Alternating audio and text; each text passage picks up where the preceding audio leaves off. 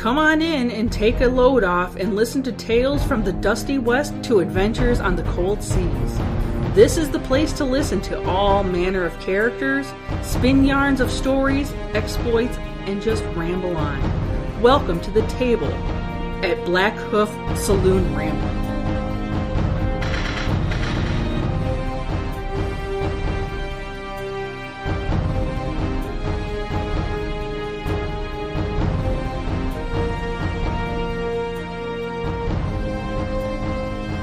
Howdy gang, this is Eric here, and I wanted to touch in a little bit here at the beginning of the show and what this new show is that we're kind of doing.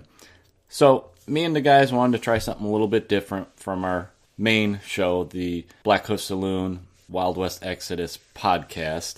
And what Ramblin is going to be is the show where it's a little bit something different, where we can get together and talk about subjects that are outside of Wild West Exodus and just something brief, chats and talks that we have with different people in the community. And this is going to be a show about where we yak about different subjects and yammer on and just stuff, like I said, that doesn't fit into the world of Wild West Exodus. So what we got a chance to do here is me and Brian got together with Stuart from Warcradle Studios to just have a talk about Dystopian Wars Beta rules that are getting ready to drop. In this, we got to pick his brain a little bit about the rules, what is Dystopian Wars, and kind of what is coming from the rule set and what we all need to do. With that, let's go ahead and dive right in and listen to the conversation that me and Brian have with Stuart.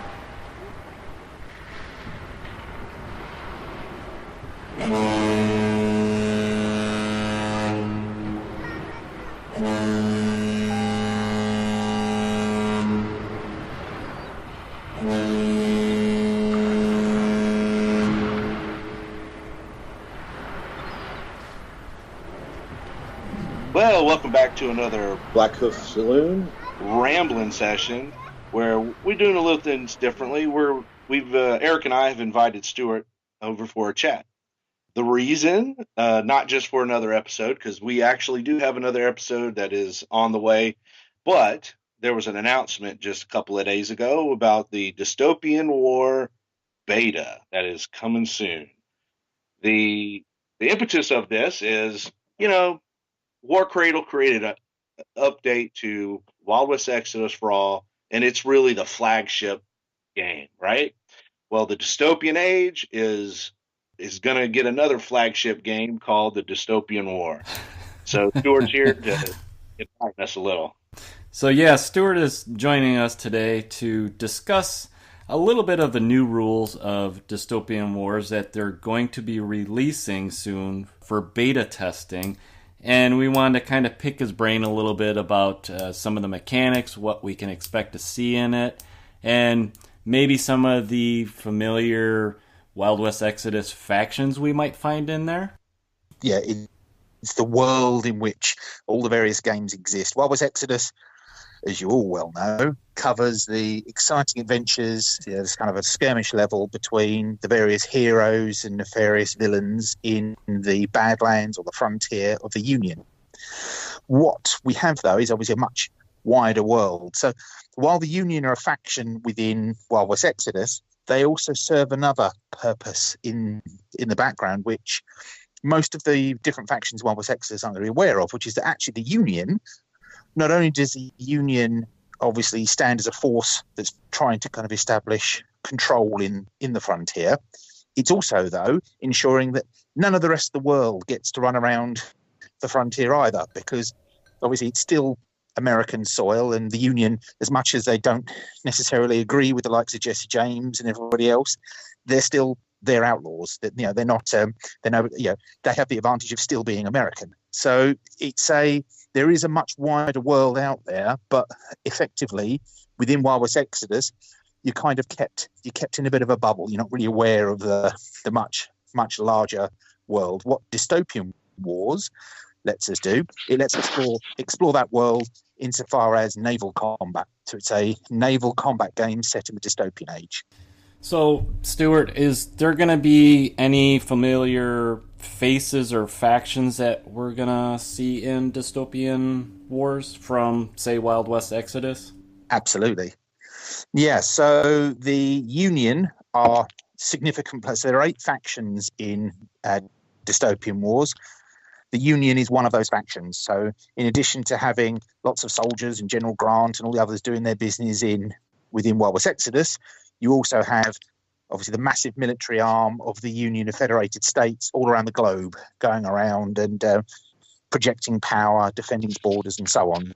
So you'll get to do that in Dystopian Wars with the Union faction, but also another one of the 8 major factions in Dystopian Wars are the Enlightened, the Covenant of the Enlightened.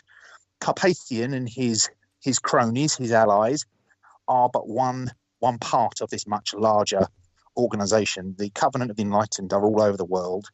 Each peer and each of these crazed scientists has their own fiefs, their own domains, basically scattered across the globe, and each one of them has their own plans and things. And if they need to get to each other, or they need to transport supplies and weird and wonderful creations and whatever else it is that they're up to, they need ships, they need a navy in order to do that. And of course, being enlightened, their ships are all weird and wonderful with particle beams and heavy laser cannons and cyborg whales and all sorts of weird and wonderful stuff going on. So I'm getting excited. I get to play my beloved Enlightened with boats. Yeah, absolutely.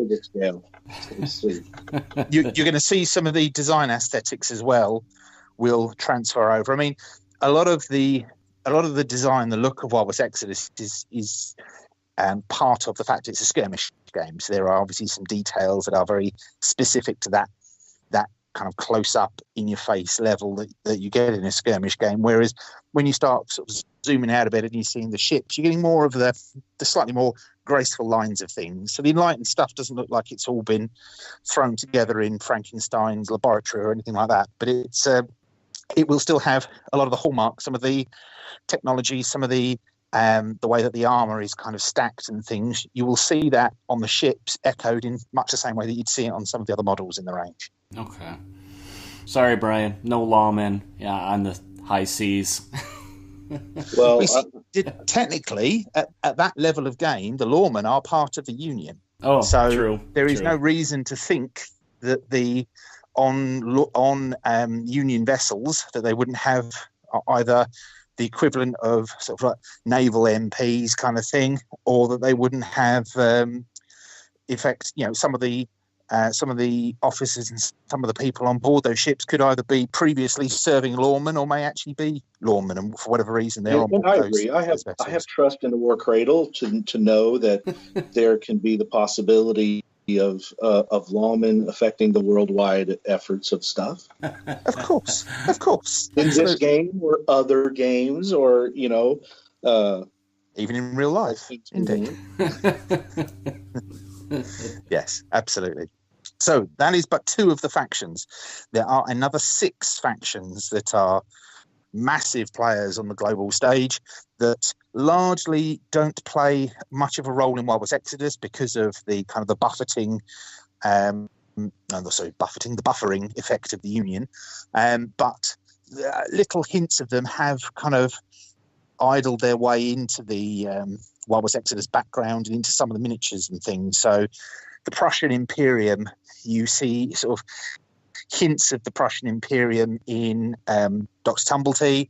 In some of the background, there's a background piece on the Warrior Nation that's done from the Prussian Imperium's point of view. So they're this massive Germanic power, big European superpower, and they are very, very keen on making sure that the world gets reorganized along very efficient lines. They have a mandate for what they think is kind of bringing stability to the chaos in Europe, and then expanding further out and making sure that the rest of the world is in line with that too. So you have the Prussian Imperium.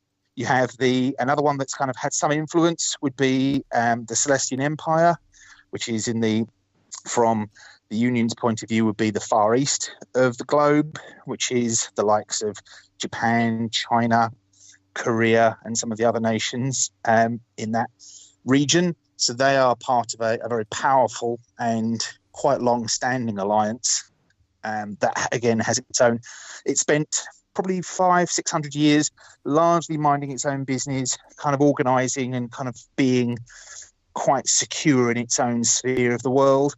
Then some of the other powers of the world decided that, they didn't learn the lesson of don't poke the bear, and actually decided to invade Korea, which destabilized things in the region. Celestian Empire pushed back the Russians and the British, who were the ones that thought it would be a good idea. And but that's now made the Celestian Empire is now rising from their previous kind of secure area, and they're now pushing out into the world because they now realise that the greatest way for them to maintain their own security and defence is to make sure that everybody else is under the thumb or under the anchor, as it were. So the Celestian Empire is now pushing out. You have the Latin Alliance, which is France, Spain, Portugal, and also Susa, which is the Union's neighbour down in what we would call Brazil. They have formed an alliance. It's mainly an alliance of convenience because obviously you've got all these other major superpowers kind of tromping around the globe. So the Latin Alliance has gathered together, and they're quite an important naval power now, with quite a lot of distinguished ancient countries who have a long history of being very successful on the seas, and they're now combining their ingenuity and their belief in their own place on the world stage, and so they're being quite an influential power. So you have the Latin Alliance. The other factions to mention. So you also have the British Crown. Now they would have turned up in Walrus Exodus before. Nimue, you remember legendary Nimue, who was one of the first miniatures that Warcradle produced a ways back. She hails from this mysterious British Crown, which is essentially the Empire of Britain and her dominions. So that's the Crown covers the United Kingdom. It also covers Canada, it covers Australia, and it covers the what they call the British Raj, which is India. So again, it's quite a far-flung collection of nations that are kind of banded together. So as I say, there are quite a few of these powerful factions out there. One of the most influential, though, is the Russian Commonwealth, which is Russia, the Polish, and the Polish-Lithuanians as well. They're important in the game, not only because they're a powerful force in their own right, but they have that kind of unique blend of not only are they a very long-standing power, but they're also ones with great ambitions. And as I say, they're the ones that decided it would be a good idea to try and seize Korea from the slumbering Celestian Empire, which has destabilized that part of the world quite considerably. So yeah, you have those. The only other power that hasn't so that's 7 powers we've covered. The only other power that hasn't really had a huge amount in recent times on the world stage in the dystopian age, but is now starting to come into its own, is the Ottoman Sultanate. So the Ottoman Sultanate has been thought of by most of the other powers as being a kind of a relic from the ancient past kind of thing, a bit primitive and not, maybe they had some splendor and things, but nothing really of any note now. However, the Sultanate have 2 things going for them. One, they are absolutely an impressive culture, rich in, they value science, and they also value technology. So they've made inroads and alliances with the likes of the Enlightened to ensure that the Sultanate is being modernised quite rapidly. Okay. But they've also welcomed a particular brand of religion into the Ottoman Sultanate, which is, it's a mysterious growing religion that has kind of reared its head sort of over the last 50 years in particular. It's started to become more obvious around the halls of power, which is an organisation known as the Order of the All-Shard, which has been adopted by the Sultanate as one of the official religions. So whereas in Walrus Exodus, you've got the likes of the Order are very secretive and kind of, you've got your spiker and things going around as like kind of advanced high-tech cowboy type things. In the Ottoman Sultanate, that's not the case. They are part of the culture there. So you have brigades of Spiker being trained. The Corcaroli form part of the Sultan's personal bodyguard. It's all a bit scary when you when you head out there. So yeah, the Ottoman Sultanate have kind of sounds good. come from a kind of a very quiet position with everybody underestimating him and thinking, yes, they made lots of cultural and technological advances in their time, but these days they're not really anything to be worried about. To suddenly, oh good grief, where they come from, kind of thing. There, yeah. So yes, really interesting. 8 very interesting factions for Dystopian Wars, and each with their own very, very different play style, which is going to be the hallmark, I think, of a good game, is that each one of the factions is individually interesting and brings something unique to the table.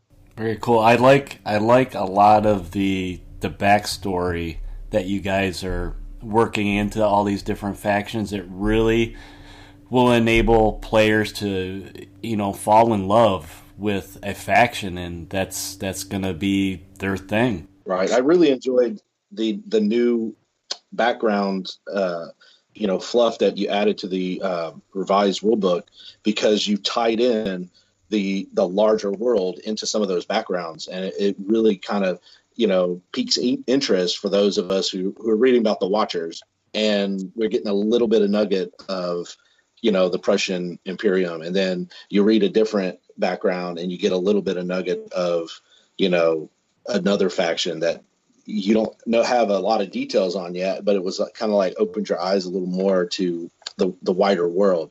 So yeah, I was talking to Eric earlier, and I said I was describing that Wild West Exodus is the flagship game in Warcradle, and then I'll bring in the new second flagship game. And I told him, pun intended. Yeah. I think this is the thing. So and this is for Warcradle, this is one of the things that we're going to work really hard to do is, so we've got years. We've got a good couple of years of really, really exciting releases already planned and already being developed for Wild West Exodus. So what I don't want Exodus players to be worried about is that because Dystopian Wars, and it's right that it should, when it comes out, at the moment it's just about to go into its beta, or it may be in its beta by the time people are reading this, or hearing this, should I say.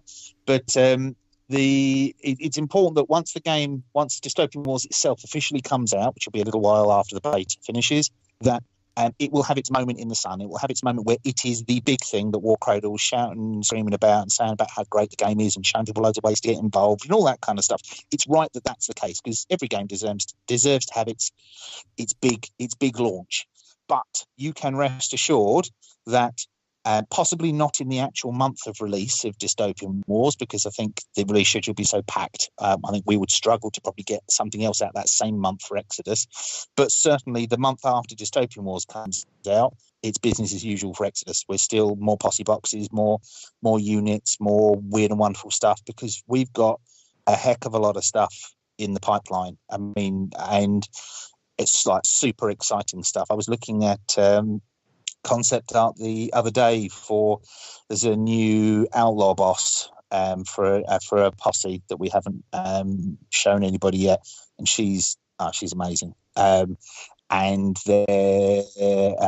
called Lilith Hart. There you go. I'll throw that one in there. But you won't know anything else about her other than she's a woman. She's an outlaw, and her name's Lilith Hart. That's but yeah.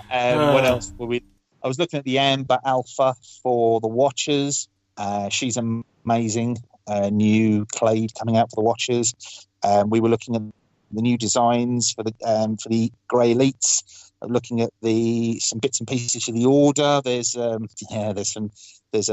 new Spear of Light being developed at the moment, which ties into the new Interceptor we've got in the pipe. And there's so much coming out. You guys are going to be busy, very busy in the next year. And talking to you a little bit about next year's Gen Con, I think that's going to be just huge for you guys. We're going to need a bigger stand. Yeah, sure. I think so. So. My application's already in, so if you need anything. Yeah, well, no, look, I will be grossly I mean, it was a personal crushing disappointment, Brian, that you weren't there at Gen Con this year. So I can't. You can't let me down 2 years in a row. I've got to see you next year, surely. Well, I want to go to all of them. I think with the Warhorse program, churning its wheels, you may see me show up here and there, as program. I, of course, will always be available for Warcradle if they need my help. And the future is extremely bright, and I'm excited to be able to participate in any way that you guys need. And the coolest part is the way you've designed the company to ensure that no product falls behind. And it's really, that is one of the coolest things that you've been able to, I think, to accomplish. Not to discredit all the neat toys and the neat models and the games themselves, but the way y'all built the company is extremely impressive, and you do deserve some kudos for that. Yeah, we have an expression over here. I don't know if you guys have it over there, which is the proof is in the pudding. But So I think we've, and I'll accept that. Thank you very much. I think we've done a reasonable job so far. Next year is, also the coming year. We tend to look at things in kind of 12-month cycles. So next year is going to be easily our biggest year for Warcradle. And even if, I think in all companies do this, we've got loads of stuff, and we anticipate that some of the things, the public will never know, but some of the things that we have in development might slip a little bit and might be into the following year. But even if we get half of what we want to get done next year done, it's going to be a massive year, not just for Warcradle, but for people that like the kind of stuff that we do. Right. For people that don't like the stuff that we do, it's going to be hugely infuriating because there's going to be a lot more of it. But but for people that like what we do, there's going to be a lot to get excited about. The release schedule has been impressive, this year. So like I said, it's all amazing to us. So I know I was watching the Facebook as you've been teasing little pieces of the game, the Dystopian Wars. So can you give us kind of like an idea of like what to expect from I guess newbies as Eric and I, how I know there's boats in there. That's about it. I know there's boats. To expect. Right. Well, that's your first mistake because they're not boats; they're ships. Oh. There is Keep in mind, you ask any naval man about, and you start calling a battleship a boat, and he's going to start twitching at you. I am in the middle of the country. There's no big bodies. You have marinas, surely. Yeah. Okay, but that aside, if you are familiar with Wild West Exodus, yes, there will be some elements of Dystopian Wars that will be familiar. They're not going to be exactly the same, but they are familiar. So some of the structure, some of the way that you would approach army building is familiar. I mean, it's not exactly the same, obviously, but it's some of the ways in kind of the fairly open way that you can pretty much include, or you've got a large range of things that you can include. That's going to be familiar to players of Exodus, mainly because we think it's a fairly neat way of building a force up. Right. Things that are so, for example, you have a fleet. A fleet is comprised of one or more battle groups. A battle group is a large capital ship, and then it has a retinue around it of support ships. So, it is superficially, at least, it is a similar idea to how you build a force up in Wild West Exodus. Units in Dystopian Wars also use traits to define them, which is the same as Wild West Exodus. So ships will have, their traits will be things like their faction, their nationality, the kind of vessel that they are, as in like whether they're a carrier, and there's a number of other bits and pieces about them that are kind of captured in their traits, which is so it can trigger special abilities. Absolutely, exactly the same as Exodus. Okay, cool. So that part will be very synergistic in the two games. That's cool. You have points values, but that's not unique to our games. Most games have points values. the terms, certain terms are going to be very familiar as well. So things like referring to something as a unique unit. Well, it means the same thing in Exodus as it does in Dystopian Wars. Things like so yes, you activate units and you have the alternate activation. That's the same in Exodus as it is in Dystopian Wars. So there are conditions in Dystopian Wars, which are some of them are, at least name-wise, are very similar to the conditions in Exodus. So you have hazard, stunned, disorder. Those are in both games as well. So there are, like I say, there are quite a few things that are similar. Okay. There are. But that's really where most of the similarities end. And obviously, it's set in the same universe, so some of the look will be familiar. And there's a system called there's a system called patrons, which is characters who kind of are backing your fleet. They're kind of like they're the ones that have organised the fleet to be sent wherever it is for you to fight your engagement. The patrons are characters who crop up in the backstory. So some of them will be not familiar to Exodus players, but will be familiar to people from history. So Queen Victoria is a patron, for example. You would have heard of her. Okay. But then other patrons, Director Lincoln of the Secret Service is a patron for the Union. So he can dispatch a fleet for a secret mission. So that will be a thing that you can do. So there are some of the characters are going to be familiar from the setting, okay?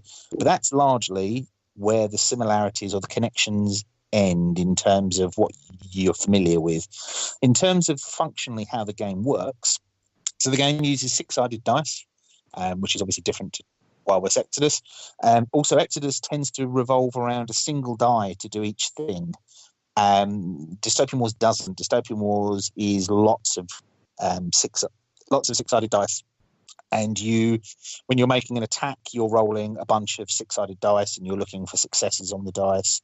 The number of dice you roll changes how far out the shots are. If the shots are close range, they might have one value of dice that you're rolling. If they're kind of at long range, on the other hand, it might be like less dice, or it might be more dice depending on what kind of weapon it is.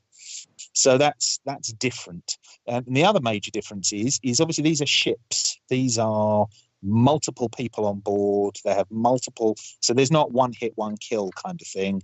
They have hull, which is I suppose would be like wounds would be in a game. So ships take amounts of damage before they sink. That's something that you do record. You record the amount of damage a ship is taking. Not only that, how you cause damage to a ship is, so what you do when you're rolling your six-sided dice in order to kind of get your successes, you need a number of successes to beat the armor value of the thing that you're attacking. If you get less than the armor value, it doesn't do anything. If you get more than the armor value, you cause a point of damage to it. So it's you're not looking for, it's not an individual score that you're trying to get, which gives you on a single die that will give you a wound or not, as it were. You're looking for a number of successes, and there's a threshold. So say a ship had an armor value of 5. Well, if you get 5 successes or more on the attack, then you've caused a point of damage because you've exceeded its armor. So yeah, that's okay. It is a different game mechanic to Exodus, but there should be lots of the things we hope that people enjoy. It's as fast paced and brutal as Exodus is, but it's a different type of game. So whereas Exodus, a lot of the excitement comes down to every individual dice roll is knife edge kind of stuff, because it's that kind of game. Dystopian Wars is more of it's a different field. Dystopian Wars is more it's a positional game. It's strategic. It's about outflanking your enemy, bringing your guns to bear in the right fire arcs and that kind of thing. So as it should be. It feels much more like a naval tactical game rather than a knife fight in a bar kind of game, which Exodus can sometimes resort to. Which I think, having participated in the Sturgium Lounge, the older Dystopian Wars players still have that need for the game to still have that feel to it. And yes, I know early on I kept telling them, I was like, just be patient, let Warcradle do what they do, and we'll all be surprised with the outcome. Yeah, You know, we're already having a joke in the studio because, look, okay, like any community, and the Exodus community had their concerns, and justifiably so, some of them. I get that when we first came on board and talked about the new edition and so on. The Dystopian Wars community also, some of them have got concerns. A lot of them have been brilliant and really welcoming and really excited, and they're just so jazzed to see new life into the game that they love and things, and that's great. That's how we look at it. But I do understand how there are some people who are more cautious, they're more anxious about what's changing. We're not going to go out of our way to make the game something that it wasn't. If it's a naval game, and the same with the Wild West Exodus, we tweaked the rules to make it more reflective of the kind of narrative that it was trying to tell, and I think we've done a fairly decent job of that. We're doing the same with Dystopian Wars. We are working the game engine so that it is, we think, the most cinematic, tactical, strategic type of game that it can be, but it's also got to be open and welcoming for not just new players, but people coming in, more casual players, people that don't want to be getting really excited about number crunching everything all the time, that they want to get some models on the table. They want to not be punished if they've made if they haven't understood the minutiae of their army list back to front kind of thing. If they want to just have some fast, exciting, cinematic naval fights, the game should let you do that. But it should also reward people that do put the extra time in and do really study the factions and get into how the mechanics of the game work. There should be enough depth there and enough kind of granularity that those tactics can be done, that you can work some really quite clever naval fighting and be rewarded for it. So that's really, we're not going to dumb the game down. Like I say, we have in the studio, we have kind of prepared ourselves because we are aware that there is going to be, we're all human. We don't go into things, we don't try things trying to make them bad. We want to make them good. We want to make them as good and as fun as they can be. And but we are prepared. We have prepared some of the studio that there will be certain phrases will get thrown around. We're confident that some of the community will think that the game isn't changed enough. We're confident that there'll be some of the community will say that the game's changed too much. That some people will say that we've changed things for the sake of changing them. Some people will say that, why haven't you changed this bit? You should have changed this bit. This was terrible in the previous game. Why didn't you change it? So we are well prepared that there will be a mixture of opinions on things. It's fine. We're just going to ride it out. The beta is there to kind of be shaped by the community to a degree in the same way. The Exodus guys, you guys are brilliant in terms of the feedback. As long as you keep it positive and as long as the changes that are suggested make for a better game and a genuinely better game, not just personally a better game.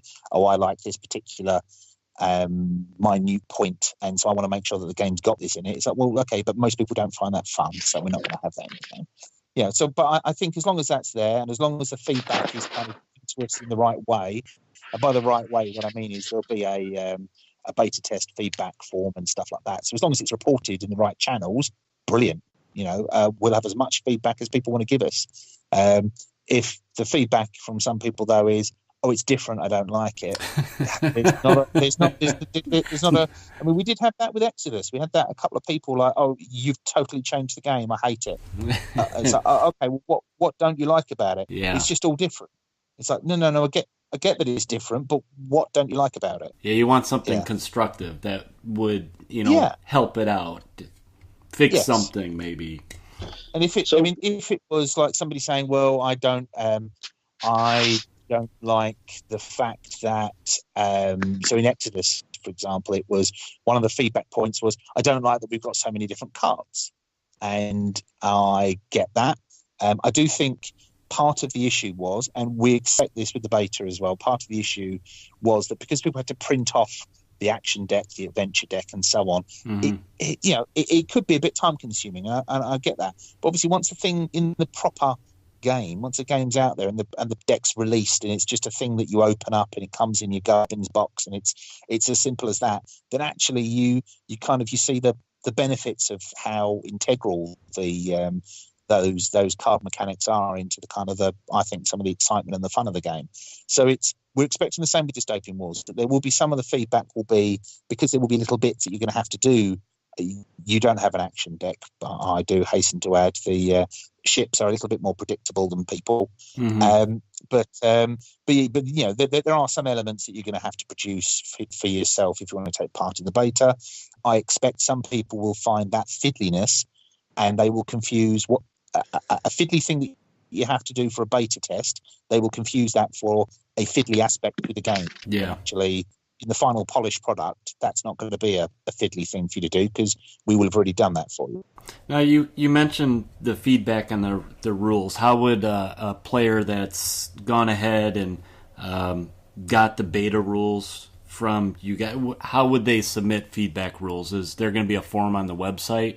There is, yeah. There's going to be a beta test feedback, where the place where you download the beta test from. So there'll be a beta test page that people will be able to access. Have all sorts of resources on there, condition markers, minefield markers, aircraft markers, all sorts of things that you're going to be able to download and print off. We're even putting ships on there, so ship silhouettes, so that actually people can play games with pieces of paper. They don't have any models. Yes, I'm sure if you already own Dystopian Wars models from previous editions, or you've got other boats that you want to use, that's fine. And I mean boats then, I'm thinking like sailing boats and things. That's fine. You can use those. But we're also going to produce some paper token versions, so that if you just want to try the game out and see how it plays, you can jump on board with that. We will have a generic large ship, a generic medium ship, a generic small ship, and then we will also have a generic carrier and so on, so that you can have a proper play and a proper muck about with the various types of models in the game. Yes. Go ahead, Brian. No, I'm just thinking that's pretty cool, because so then those of us who haven't already, grabbed up some of the limited resources already floating around, we can still participate in the beta and, have some fun games before any of the real product rolls out. Yeah, exactly. Very, very similar to like what you guys did with Wild West Exodus. Just everything is going to be available online. Just a matter of printing it out, trying it, give feedback, constructive. So we change very cool. it. You then have to print it out again and curse us. You give feedback though, so we change it, and so you have to print it out again. Yes, well, something I did when you guys did the changes, the little changes for Wild West Exodus, and I could totally see people easily doing this also with this is, you have your little stat card and maybe it changed with points cost or a stat itself. I would just white it out and pencil it in, and absolutely. It's not that hard to do. So, and the good thing is some of the, if I can put it this way, some of the bits that people are going to be printing off are things that we have already spent quite a bit of time on.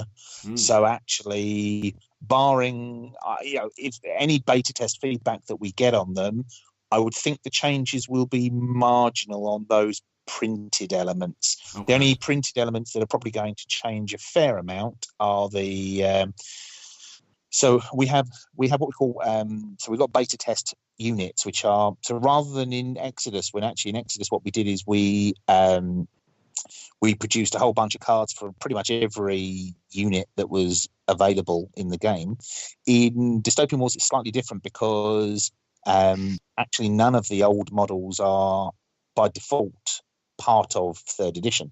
We're making sure that there are rules for how people can use their models in third edition for sure, as like a kind of a counts as thing. But the actual the new ships for and whatever else we're going to be producing for Dystopian Wars, that will all be coming out when the game comes out. So there will be, for the beta test, there are a whole bunch of for want of a better word, generic ships. So there's so there'll be like a Union battleship. Okay, it doesn't have a particular name. It's just a Union battleship stat card, which lets you, and you can use any one of your American battleships that you have as that, and it will act as that ship. But because of the way that the cards work, where you can upgrade weapons and things, it's very easy for you to actually upgrade that ship to match exactly the model that you're using. So it's that's how we hope people will be able to practice lots of games in the beta test, enjoy themselves, and get lots of use out of the models that they still have. Okay.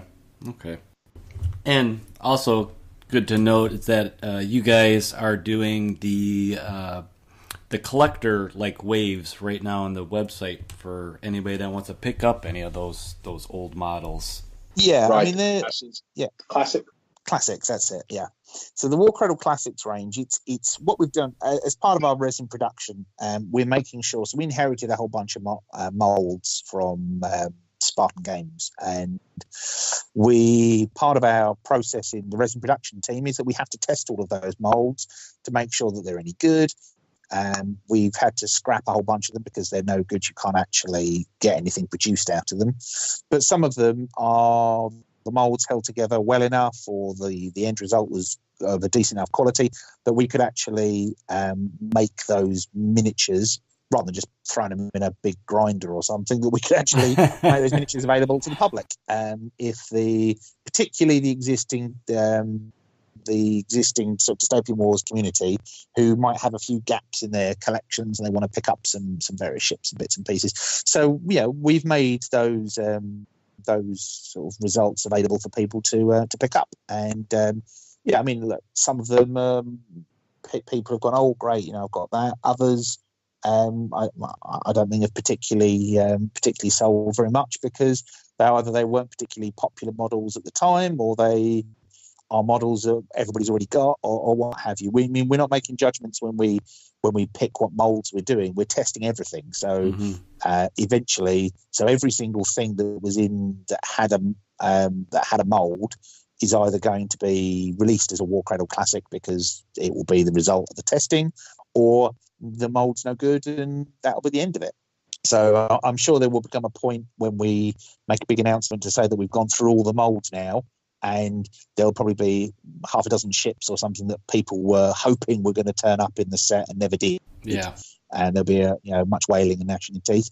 But it's no, there's no, as I say, we're not actually looking at them. I mean, in fact, the Warcradle Classics, in terms of how we organise it within Warcradle, Warcradle Classics doesn't even fall under the studio. The studio itself isn't involved in it. It is as in the creative side of the studio, it is the manufacturing department are actually the ones that do that, because it's a mechanical task of, there's a bit of finesse to it, but there's a mechanical task of running through all the molds. That's what they do. And when they get a bunch of miniatures as an output, then that goes up as a Warcradle Classics wave.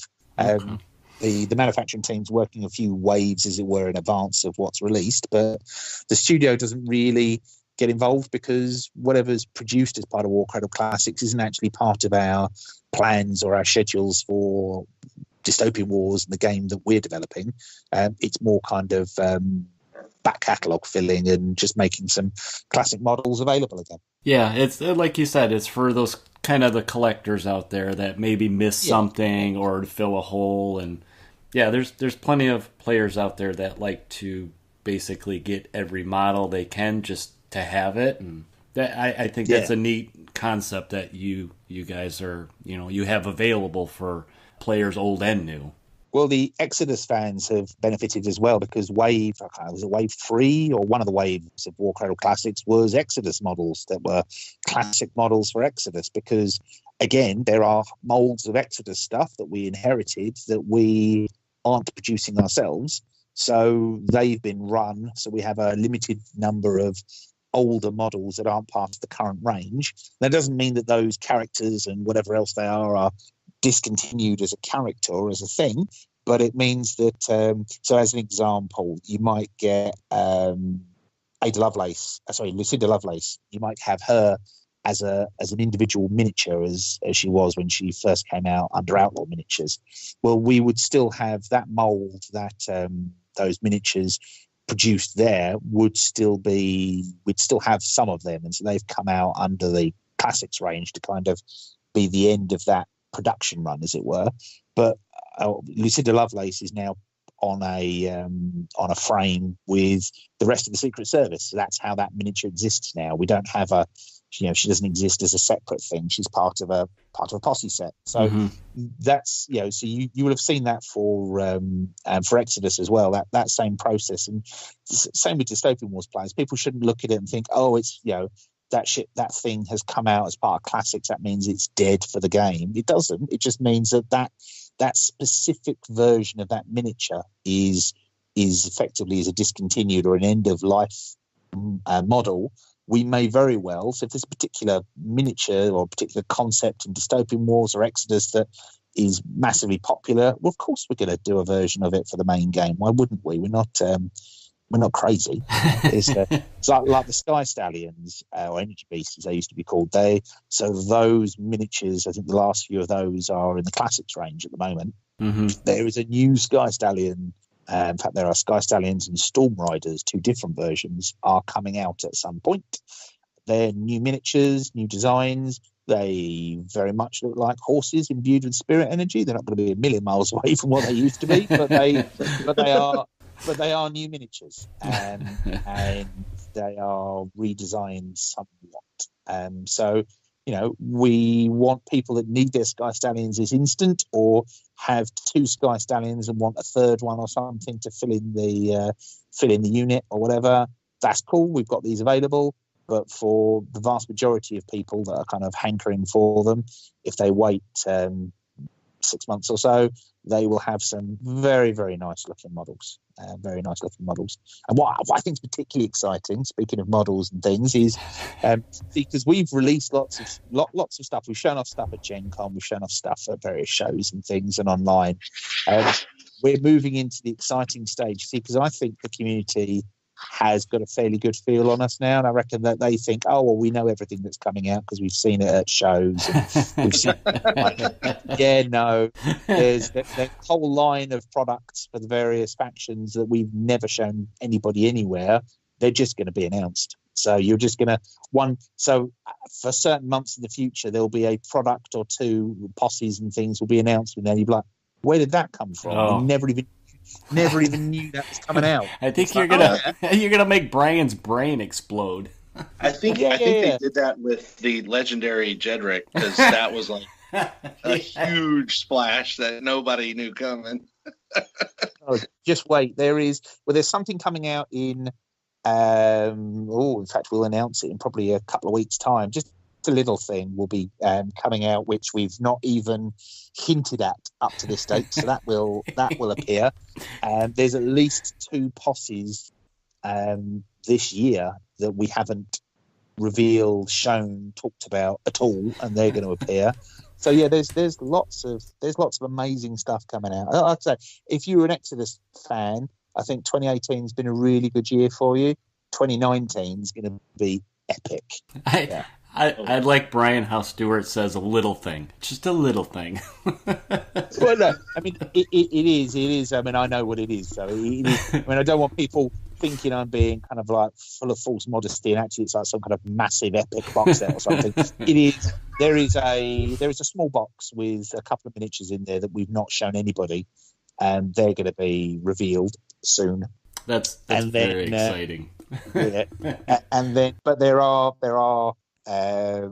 posses, because you'll notice. Okay, I mean, I'm not going to give anything away in terms of what they are, but you will notice that some factions have had lots of things talked about, and some factions haven't had very much talked about. Yeah, you'll see stuff. You'll see stuff. So going back to a little bit of the Dystopian Wars. Now, you guys are doing the same thing you guys did with Wild West Exodus, where the people can take a picture of their earlier edition of the game, post it on one of the social medias, and they can get a free rule book of the new set of rules. Yes, we're going to do a special print run. Same as with the Dark Council edition. I think we'll do, I don't know what we'll call it yet, probably Salty Gamers edition or something like that. But yeah, we'll do we'll do a special version of the rule book, just for people that have their picture taken. Okay. And look, because we want people to get excited about the game. We think it's great. We love Dystopian Wars. We wouldn't have bought it if we didn't like it. And we think that there's something that we can add to the game to make it even more exciting and even more, interesting for not just existing players, because same with Exodus, obviously I think we did something that largely the existing player base enjoyed, but it's also something that, I'm really gratified when I read posts on Facebook and other places, Twitter and stuff. People going, I went into my local store and I saw this game, or I was at a show and I saw this game for the first time, or my buddy told me to go and give this a go, and I tried it and it's amazing. I love this game, kind of thing, because yes, we make stuff for the existing community, but we want the existing community, or the community itself, to be 10 times bigger than it was when we came on board and got involved in the game. So, yes, it's brilliant that, people that already liked first edition like second edition, and it's going to be great, he says confidently, that people that liked first and second edition of Dystopian Wars really enjoy third edition. But it's even more exciting when people who either they never played Dystopian Wars before because it didn't appeal to them, or else they had a go and it wasn't for them, or they had never even heard of it. And for those people to then jump on board with third edition when it's out, I'm not expecting them to get on board in the beta, to be fair. Betas are fiddly things. I think you have to have a bit of a stake in either the universe or the game itself to actually get involved in the beta. We're not expecting new people to do that. But for when the game's released, once these new people get on board with Dystopian Wars and discover how cool Dystopian Wars is, that's going to be very satisfying. Yeah, you guys have in the past, and I know your plans still. You make it so easy to, like I was saying with the old rule book and getting the new rule book. You make it very easy to dive in, into the game system and try it out, and I commend you guys for that. Yeah, well, I guess because we like playing games, and we just we'd want people to be playing the games that we think are quite good, and obviously because we're not modest at all, we think the stuff that we make is quite good. So, if we think it's cool and you think it's cool, then why shouldn't we make it as easy as possible for you to come and be cool with us? Yeah. Sounds so easy. It is easy. And anybody that tells you it's not is lying. No, it is easy. Right? Brian, did you have any more things you wanted to pick Stuart's brain with? Because I know it's probably getting pretty late there for him. It is. My wife is currently watching Gilmore Girls in the other room, so you are sparing me that. But, okay. No, it is. It's getting pretty late.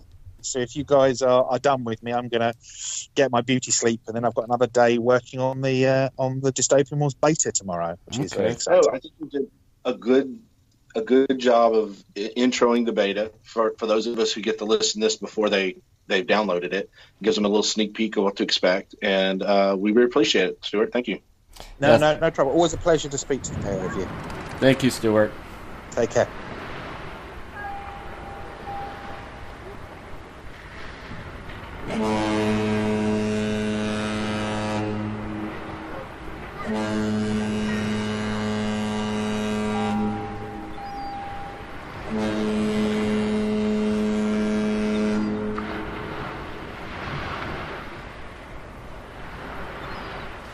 There you go, guys. There was our first episode of Blackhoof Saloon-Ramblin. I'd like to thank Stuart for coming on and chatting with us again. Really appreciate him taking the time and doing that, especially since it was so late. Let's recap a little bit. So we talked about the drop of Dystopian Wars Beta rules with Stuart from Warcradle. And it was a little bit of a challenge with the 7-8 hour time difference and a big OC in between us. But we got it done, and Stuart enlightened us a little bit about Dystopian Wars. And the dates that the beta is dropping is going to be on Tuesday, August 28th, and I believe he said that he told me and Brian it'd be sometime in the afternoon. We're hoping to have this show up and out for everybody like earlier that morning, so you get a little bit of a sneak peek that way. And some of the places you can, so where you can go that covers Dystopian Wars is you can go to on the Facebook, you can go to the Dystopian Wars page or the Sturgeon Lounge. Boy, I butchered that one, didn't I? And the lounge is the official Dystopian Wars community page, and there's a lot of activity you can interact with and talk about the previous version of the game or these new beta rules. And also go to Warcradle Studios website at warcradle.com to find all the beta rules you can download, and like Stuart mentioned, all the templates, and if you don't have ships, you can use what they're going to have there, and the form for submitting your beta rules, suggestions, how your games went, is all going to be there. There should be a link in there. And you can go ahead and contact them there. As always, feel free to contact us at the Blackhoof Saloon about our main show, the Blackhoof Saloon Wild West Exodus podcast, where we talk about that, and also about this new show, Ramblin. So you can find us on the Facebook at Blackhoof WWX Podcast, and our email for getting in touch with us is at blackhoofsaloon@gmail.com. So if you're listening to this one, like I said, it's going to be kind of irregular whenever, and you can always find all three of us getting up to no good on the main show, the Blackhoof Saloon Wild West Exodus podcast, on all the different podcast sites. And go ahead and drop us a line. And until next time, this is Eric for Brian and Tom saying take it easy, and we'll talk to you later.